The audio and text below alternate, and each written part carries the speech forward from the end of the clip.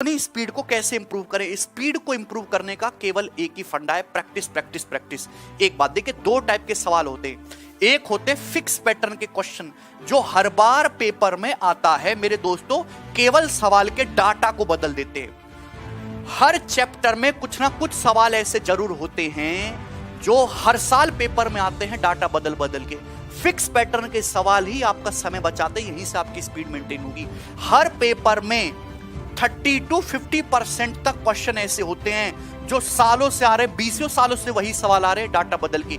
इनकी आपको मतलब ये तो आपको रट लेने चाहिए, रट्टा मार लो इन सवालों को कि सवाल आए तो आपका दिमाग सोचे ना सोचे, आपका हाथ अपने आप लिखना शुरू कर दे। और मिसलेनियस क्वेश्चंस तो भैया वो प्रैक्टिस से ही सॉल्व होंगे। अब देखिए, सवाल की लैंग्वेज बहुत बड़ी बड़ी होती है। पहली बात तो आप कमांड बनाइए इंग्लिश और हिंदी दोनों लैंग्वेजेस पे। कुछ बच्चे इंग्लिश की लैंग्वेज समझ नहीं पाते कि गणित में क्या बोलने की कोशिश कर रहा है। आप अपने आप को इस तरीके से ढालिए कि आप सवाल को इंग्लिश और हिंदी दोनों ही भाषाओं में समझ पाए।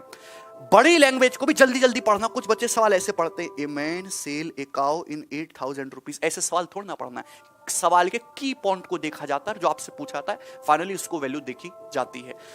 कैलकुलेशन को देख के कभी भी नहीं डरना। अब जो 2-3 साल से कैलकुलेशन बहुत ज्यादा आ रही है, लेकिन एग्जामिनर वो कैलकुलेशन आपसे सॉल्व करवाने के पर्पज से नहीं दे रहा है। सवालों के ऑप्शन में ही कैलकुलेशन करने का राज छुपा हुआ होता है। बशर्ते वो आपको ये खुद सोचना है कि इस सवाल को अप्रोक्सीमेशन से करूंगा कि यूनिट डिजिट से करूंगा कि बाई ऑप्शन एलिमिनेशन करके करूंगा। कैलकुलेशन करवाना कभी एक एग्जामिनर का, अच्छे एग्जामिनर का पर्पज नहीं होता। ठीक है मेरे दोस्त।